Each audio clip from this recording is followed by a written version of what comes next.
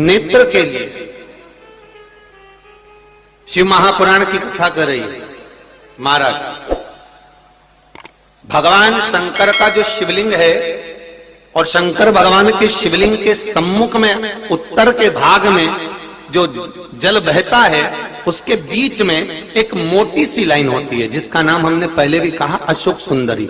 शंकर भगवान की 6 लड़कियों में से 5 लड़कियों का नाम है जया, विषहरा, सामरीवारी, दोतली, देव और शंकर जी की 6ठी लड़की है अशोक सुंदरी। महाराज ये अशोक सुंदरी का जन्म काशी में हुआ था, जिस काशी का नाम पहले नंदनवन था। क्या नाम था? नंदनवन। उस काशी में अशोक सुंदरी का जन्म अर्थात माता पार्वती को भगवान भ्रमण कराने के लिए जब पार्वती मैया बोली आज मेरा मन कर रहा है कि अपन नंदनवन चलते हैं, तो भगवान शिव काशी ले गए पार्वती मैया। और वहां उन्होंने एक वृक्ष को सम्मुख में बैठकर माता जगत जननी जगदम्बा माता पार्वती ने उस वृक्ष की साक्षी में उस वृक्ष से एक कन्या को प्रकट करा जिसका नाम शोक को दूर करने वाली अशोक सुंदरी। महाराज जो शोक को दूर कर दे, दुख को दूर कर दे, उस कन्या को प्रकट किया। अब अशोक सुंदरी का जो स्थान है वो जहां जलाधारी है, जहां से पानी बहता है, उसके बीच में जो एक लाइन है वो अशोक सुंदरी का स्थान है। बहुत ध्यान से सुनना महाराज कथा। और अभी तक शायद टीवी पर यह क्रम मिला भी नहीं होगा जो क्रम आज वर्णित किया जाए। अशोक सुंदरी की जगह मध्य भाग। समझ में आ रहा है ना सबको? फिर अच्छे से समझ लो।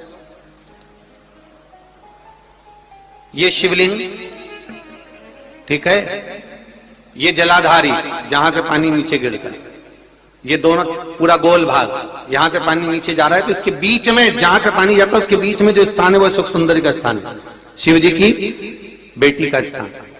अब शंकर जी की जो बेटी का मध्य भाग में स्थान है अशोक सुंदरी का, वहां पर आपको शहद की 7 बिंदी रखना है। और जो ये शिवलिंग रखा है, इस शिवलिंग के तुम पीछे की ओर बैठे हो, यहां बैठे हो ना दक्षिण में, तो यहां बैठे हो, तो पीछे का जो शिवलिंग का भाग है इस पे आपको चंदन का लेपन करना। महाराज शिवलिंग के पीछे के भाग में अर्थात जहां आप बैठे हो पूरे शिवलिंग पर चंदन नहीं लगाना, जहां आप बैठे हो उसके सम्मुख भाग में आपको चंदन का लेपन करना है। महाराज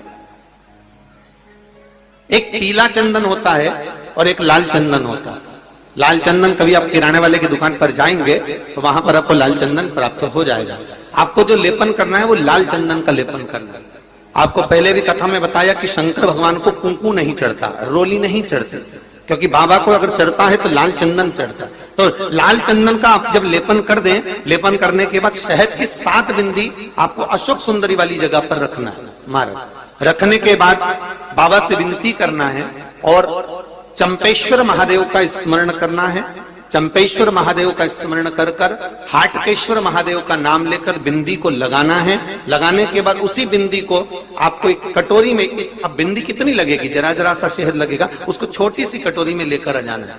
महाराज उसको लाने के बाद में शाम के समय पर प्रदोष काल के अंतर्गत, प्रदोष काल किसको कहा गया?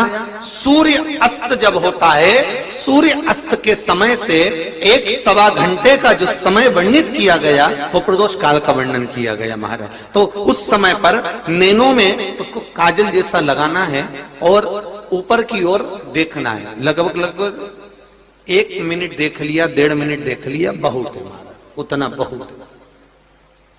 काजल जैसा लगा।